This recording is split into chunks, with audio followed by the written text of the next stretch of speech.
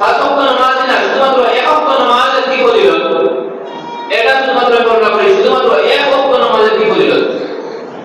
রাসূল করিম সাল্লাল্লাহু আলাইহি ওয়াসাল্লাম যখন ফজরের নামাজে যাইতেন, ফজরের নামাজে যাওয়ার সময় রাসূল করিম সাল্লাল্লাহু আলাইহি ওয়াসাল্লাম ফাতিমা রাদিয়াল্লাহু আনহার সামনে যেতেন আর গিয়ে এইভাবে ডাকতেন, ফাতিমা আসসালাত, নামাজের সময় হয়ে যাচ্ছে, আলী আসসালাত, নামাজের সময় হয়ে যাচ্ছে, ফাতিমা আমার হাসান আর হুসাইনকে ফজরের নামাজের জন্য বলে দাও, নামাজের সময় হয়ে যাচ্ছে।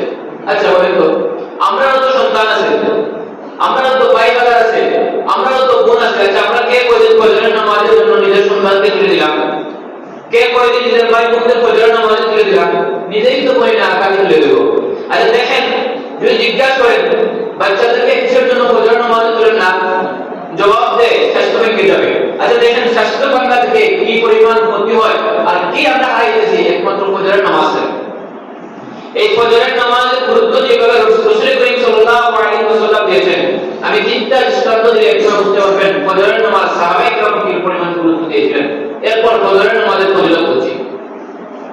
রাসূল করিম সাল্লাল্লাহু আলাইহি ওয়াসাল্লামের দামান হযরত আলী রাদিয়াল্লাহু তাআলা যখন ফজরের নামাজের সময় হতো তখন তিনি সাবক অথবা লাঠি নিয়ে ঘর থেকে বের হয়ে যেতেন।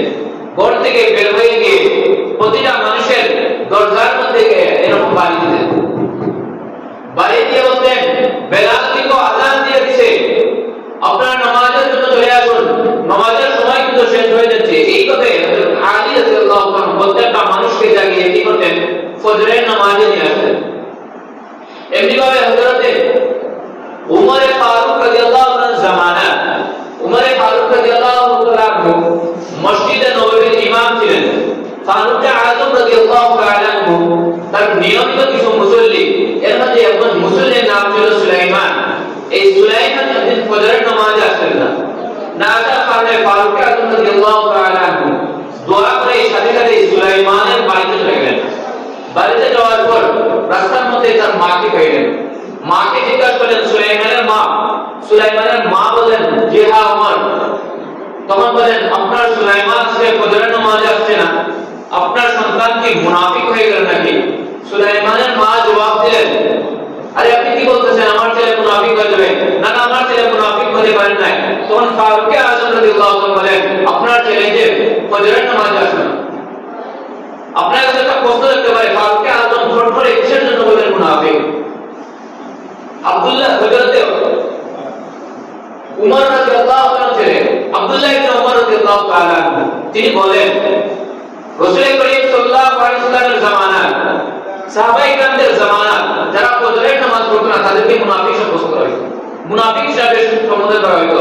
কেননা মুনাফিকরা রাসূল করিম সাল্লাল্লাহু আলাইহি ওয়াসাল্লামের কাছে এসে বলতো ইয়া রাসূলুল্লাহ আমরা আপনার উপরে ঈমান এনেছি, কুফারদের সামনে গিয়ে বলতো তারা আমরা মুহাম্মদের বিরুদ্ধে আছি, আমরা আপনাদের সাথে আছি। এই মুনাফিকগুলোর ফজরের নামাজ পড়া খুব কষ্ট হইতো। এজন্য আব্দুল্লাহ ইবনে উমর রাদিয়াল্লাহু বলেন যারা রাসূল করিম সাল্লাল্লাহু আলাইহি ওয়াসাল্লামের জামানায় সাহাবায়ে কেরামদের জামানায় যারা ফজরের নামাজে আসে আমরা তাদেরকে মুনাফিক হিসেবে সাব্যস্ত করি। এজন্য হযরত ফারুক আযম রাদিয়াল্লাহু তাআলা সুলাইমানের মাকে বলেন আপনার সন্তান কি মুনাফিক হয়ে গেল নাকি? আপনার সন্তান যে ফজরের নামাজে আসে না। তখন সুলাইমানের বাবা বলেন ওমর আমার সন্তান আজকে সারা রাত্রি তাহাজ্জুদের নামাজ পড়ে, বলে সুবহানাল্লাহ। আমার সন্তান আজকে সারা রাত্রি তাহাজ্জুদের নামাজ পড়ছে আর তাহাজ্জুদের নামাজ শেষ করে দেখে বেলাল এখনো আযান দেয় নাই, এজন্য সে কিছু বিশ্রাম নেওয়ার জন্য বিছানার মধ্যে কি করছে, শুয়েছিল। আর শুয়ে অবস্থায় আযান হয়ে গেছে আর তার নামাজ কাজা হয়ে গেছে, এজন্য সে জামাতে উপস্থিত হতে পারে না। ফারুক আযম রাদিয়াল্লাহু বলেন ও সুলাইমানের মা সাক্ষী রাখেন আপনার সন্তান যদি 1000 বছর তাহাজ্জুদের নামাজ পড়ে, 1000 বছর যদি তাহাজ্জুদের নামাজ পড়ে, আজীবন যদি তাহাজ্জুদের নামাজ পড়ে, ফজরের নামাজ জামাতে পড়লে যে সওয়াব, এই সারা জীবন তাহাজ্জুদের নামাজ পড়ে এই পরিমাণ সওয়াব হবে। এবার বুঝেন ফজরের নামাজে কি পরিমাণ গুরুত্ব। আল্লাহ রাসূল সাল্লাল্লাহু আলাইহি ওয়াসাল্লাম মেরাজ গেলেন, মেরাজে যাওয়ার পর রাসূল করিম সাল্লাল্লাহু আলাইহি ওয়াসাল্লাম জান্নাতের মধ্যে ঢুকলেন। জান্নাতের মধ্যে ঢুকে আল্লাহ রাসূল সাল্লাল্লাহু আলাইহি ওয়াসাল্লাম দুই ব্যক্তির দেখা পেয়েছিলেন। এক ব্যক্তি ছিলেন বেলাল, রাসূল করিম সাল্লাল্লাহু আলাইহি ওয়াসাল্লাম বেলালের পায়ের শব্দ শুনছিলেন। এরপর রাসূল করিম সাল্লাল্লাহু আলাইহি ওয়াসাল্লাম যখন জান্নাতের মধ্যে অগ্রসর হলেন, রাসূল করিম সাল্লাল্লাহু আলাইহি ওয়াসাল্লাম জান্নাত জিবরাইল জিজ্ঞাসা করলেন ওই ব্যক্তিটাকে, তিনি বললেন ইয়া রাসূলুল্লাহ আপনার সাহাবীর আবু যর গফারি রাদিয়াল্লাহু তাআলা। এই আবু যর গফারি আল্লাহ রাব্বুল আলামিন জান্নাতে রাসূল করিম সাল্লাল্লাহু আলাইহি ওয়াসাল্লাম কোরআন কারীম তেলাওয়াত শোনানোর কারণ হলো উনি ওনার মাল বেশি খরচ করতেন। এই আবু যর গফারি যখন বৃদ্ধ হয়ে গেলেন, বৃদ্ধ হওয়ার পর যখন তার চোখ বন্ধ হয়ে গেল, বন্ধ হওয়ার পর তিনি বাজার থেকে বড় একটা রশি কিনলেন, আর রশি ওনার মসজিদে নববীর গেট রশি একটা বাঁধলেন, আর ওটা বাঁধলেন ওনার বাড়ির দরজাতে। লোকেরা জিজ্ঞাসা করলো আবু যর গফারি আপনি মসজিদে নববীতে একটা রশি বাঁধলেন আর আপনার বাড়িতে রশির আরেক মাথা বাঁধলেন, বিষয়টা বুঝলাম না। আবু যর গফারি রাদিয়াল্লাহু বলেন ও লোক সকল আমি অন্ধ হয়ে গেছি, মানুষ ধরে ধরে আমাকে জোহরের নামাজে নিয়ে যায়, এই সময় আমি মানুষ পাই, আসরের নামাজ মানুষ আমাকে ধরে ধরে নিয়ে যায়, মাগরিবের নামাজ মানুষ ধরে ধরে নিয়ে যায়, এশার নামাজ মানুষ আমাকে ধরে ধরে নিয়ে যায়, কিন্তু ফজরের নামাজ হলো মানুষের ঘুমানোর সময়। আমি যদি কি করি একটা ওয়াক্ত ফজরের নামাজ ছেড়ে ফেলি, কিয়ামতের ময়দানে আল্লাহ রাব্বুল আলামিন যদি বলেন ওয়া আবু যর গফারি কিসের জন্য একটা রাকাত ফজরের নামাজ তাকবীর ওয়ালা ছুটে গেল, কিসের জন্য ছুটে গেল একদিনের ফজরের তাকবীর ওয়ালা, আমি আল্লাহ রাব্বুল আলামিনের কাছে কি জবাব দেব? এই চিন্তা করাতে আপনারা কি বুঝলেন ফজরের নামাজের গুরুত্ব নবী যেভাবে দিয়েছিলেন সাহাবায়ে কেরাম কি দিয়েছিলেন? অবশ্যই সাহাবায়ে কেরাম দিয়েছিলেন। এবার আসেন ফজরের নামাজের কি পরিমাণ গুরুত্ব। রাসূল করিম সাল্লাল্লাহু আলাইহি ওয়াসাল্লাম হযরত আব্দুল্লাহ ইবনে আব্বাস রাদিয়াল্লাহু আনহু তিনি বলেন রাসূল করিম সাল্লাল্লাহু আলাইহি ওয়াসাল্লাম একদিন মসজিদে নববীতে আসেন, আর এই সময় সাহাবায়ে কেরাম মসজিদের মধ্যে বসা ছিলেন। তখন রাসূল করিম সাল্লাল্লাহু আলাইহি ওয়াসাল্লাম তাদের উদ্দেশ্য করে বললেন তোমরা কি জান্নাতের মধ্যে বিল্ডিং এর তালা বানাইতে চাও? জান্নাতের মধ্যে কারো বিল্ডিং এর তালা হবে 100 তালা, তারা মুজাহিদ তাদেরকে আল্লাহ রাব্বুল আলামিন 100 তালা বিল্ডিং এর দান করবেন, আর একটা তালা হলো জমিন থেকে নিয়ে আসমান পর্যন্ত এতটুকু উঁচু একটা বিল্ডিং তালা হবে। রাসূল করিম সাল্লাল্লাহু আলাইহি ওয়াসাল্লাম তোমরা কি জান্নাতের মধ্যে বিল্ডিং এর তালা বানাইতে চাও? তখন তারা বলেন জি ইয়া রাসূলুল্লাহ আমরা জান্নাতের মধ্যে বিল্ডিং এর তালা বানাইতে চাই। তখন রাসূল করিম সাল্লাল্লাহু আলাইহি ওয়াসাল্লাম বলেন তাহলে তিনটা কাজ বেশি বেশি করবা।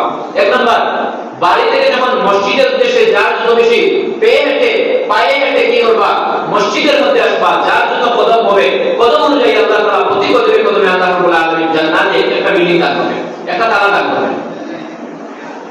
দুই নম্বর, রাসূল করিম সাল্লাল্লাহু আলাইহি ওয়াসাল্লাম বলেন এক নামাজ পড়ে আরেক নামাজের জন্য অপেক্ষা যে ব্যক্তি করবে আল্লাহ রাব্বুল আলামিন প্রতিটা মুহূর্তে মুহূর্তে জান্নাতের একটা বিল্ডিং এর তালা দান করবেন। তিন নম্বর, রাসূল করিম সাল্লাল্লাহু আলাইহি ওয়াসাল্লাম বলেন যার যত বেশি ফজরের নামাজের ওযু হবে আল্লাহ রাব্বুল আলামিন তাকে তত বেশি জান্নাতের মধ্যে বিল্ডিং এর তালা দান করবেন। এবার আপনাদের কাছে একটা প্রশ্ন জানতে পারে হুজুর, আল্লাহ রাব্বুল আলামিন যদি এইভাবে বিল্ডিং এর তালা দান করতে থাকেন তাহলে একজন মানুষ আজীবন নামাজে আসছে কত কদম দিয়ে আসছে, আল্লাহ রাব্বুল আলামিন কত কদম দিয়ে দিবেন? ওযু করার সাথে সাথে আল্লাহর উপর যত কত ওযু করছে জীবনে আল্লাহ রাব্বুল আলামিন কি এই পরিমাণ বিল্ডিং এর তালা দিয়ে দিবেন? এই পরিমাণ জায়গা কি আল্লাহ রাব্বুল আলামিনের আছে? আপনাদের একটা প্রশ্ন রাখতে পারি, আপনাদের প্রশ্নের জবাব রাসূল সাল্লাল্লাহু আলাইহি ওয়াসাল্লাম বলেন দুনিয়ার সমস্ত মানুষকে যদি এক মাটির মধ্যে কি করা হয় জমা করা হয়, আর তাদের হায়াত যদি কিয়ামত পর্যন্ত দান করা হয়, আর তারা যদি কিয়ামত পর্যন্ত আল্লাহ রাব্বুল আলামিনের কাছে চাইতে থাকে, যার যে কিছু মনে যা চায় তাও যদি আল্লাহ রাব্বুল আলামিনের কাছে চাইতে থাকে, আর সবাই আল্লাহ রাব্বুল আলামিন সবাইকে যদি তার মনের চাহিদা মতো দিয়ে দেন, এরপর রাসূল করিম সাল্লাল্লাহু আলাইহি ওয়াসাল্লাম বলেন সবাইকে দেওয়ার পর আল্লাহ রাব্বুল আলামিনের খাজানাতে কি পরিমাণ হবে জানেন? সমুদ্রের ভিতরে একটা সুই নিক্ষেপ করলে সুইয়ের আঘাত থেকে এক ফোঁটা পানি যেভাবে আসবে এই পরিমাণও আল্লাহ রাব্বুল আলামিনের খাজানাতে দিবেন। এবার বলেন আল্লাহ রাব্বুল আলামিনের সৃষ্টি জগৎ, আল্লাহ রাব্বুল আলামিনের জমিন আসমান কি পরিমাণ বিশাল। তো বলছিলাম ফজরের নামাজের ওযু করলেই হয়, যদি ফজরের নামাজের ওযু করলে যদি আল্লাহ রাব্বুল আলামিন জান্নাতের মধ্যে বিল্ডিং দেন, যার যত বেশি ফজরের নামাজের ওযু হবে তত বেশি যদি আল্লাহ রাব্বুল আলামিন জান্নাতের মধ্যে মানুষকে বিল্ডিং দান করেন, তাহলে ফজরের নামাজের সুন্নতে কি পরিমাণ দান? এবার দেখেন সুন্নতে কি পরিমাণ দান। আব্দুল্লাহ ইবনে আব্বাস রাদিয়াল্লাহু আনহু তিনি বলেন রাসূল করিম সাল্লাল্লাহু আলাইহি ওয়াসাল্লাম বলেছেন কোন ব্যক্তি যদি ফজরের নামাজের উদ্দেশ্যে 2 রাকাত ফজরের নামাজের সুন্নাত পড়ে, আদম আলাইহিস সালাম থেকে নিয়ে কিয়ামতের আগ পর্যন্ত দুনিয়ার মধ্যে যত স্বর্ণ আছে, যত রূপা আছে, যত হীরা আছে, যত মণিমুক্তা আছে, সবগুলো যদি এক পাল্লায় তোলা হয়, রাসূল করিম সাল্লাল্লাহু আলাইহি ওয়াসাল্লাম বলেছেন এর চেয়ে বেশি দাম। বর্তমান বাজারে এক ভরি স্বর্ণের দাম কত 2 লক্ষ টাকা। আপনারা চিন্তা করেন আদম আলাইহিস সালাম থেকে কিয়ামত পর্যন্ত যত স্বর্ণ, যত হীরা, যত মণিমুক্তা আছে সব যদি এক পাল্লায় তোলা হয় তার যে দাম হবে, রাসূল করিম সাল্লাল্লাহু আলাইহি ওয়াসাল্লাম বলেন ফজরের নামাজের সুন্নাত পড়লে এর চেয়ে বেশি দাম। এবার চিন্তা করেন আমরা কি হারাইতেছি, কি হারাইতেছি আমরা জীবন থেকে। আপনারা চিন্তা করুন আমাদের বাচ্চা কাচ্চা কি হারাইতেছে, আমাদের এই মহামূল্যবান সম্পদ কি হারাইতেছে। এবার একটু চিন্তা করেন। এবার বলেন যদি ফজরের ওযুর যদি ফজিলত এই হয়, ফজরের ওযু করলে যদি আল্লাহ রাব্বুল আলামিন জান্নাতে মানুষকে বিল্ডিং দান করবেন, আর সুন্নাত করলে যদি আল্লাহ রাব্বুল আলামিন দুনিয়ার সমস্ত স্বর্ণের চেয়ে বেশি দাম হয়ে যায়, তাহলে ফজরের নামাজের কি পরিমাণ ফজিলত।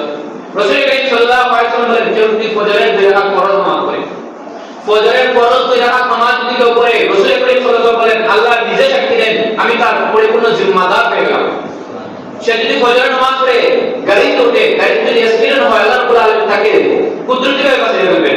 সে যদি নৌকায় উঠে, নৌকা যদি অ্যাক্সিডেন্ট করে আল্লাহ রাব্বুল আলামিন কুদরতিভাবে তাকে বাঁচিয়ে রাখবেন। সে যদি কোনো বিল্ডিং এ গিয়ে ঢুকে আর বিল্ডিং এর মধ্যে আগুন ধরিয়ে দেয় আল্লাহ রাব্বুল আলামিন তার কুদরতিভাবে কি করবেন, তাকে বাঁচিয়ে ফেলবেন। এবার আপনাদের মধ্যে একটা প্রশ্ন রাখতে হবে, হুজুর আমরা তো অনেক মানুষকে দেখি ফজরের নামাজ পড়ে অ্যাক্সিডেন্ট করছে, এটা আপনাদের প্রশ্ন রাখতে পারে হুজুর এরকম তো ফজরের নামাজ পড়ে মানুষ অ্যাক্সিডেন্ট করে, আপনি যে বললেন আল্লাহ রাব্বুল আলামিন জিম্মাদার হয়ে যান। তো ভাই তকদীর এমন একটা জিনিস, তকদীরে যদি কেউ টাকা থাকে গাড়িতে অ্যাক্সিডেন্ট করে মারা যাবে, সেটা তো ভিন্ন কথা।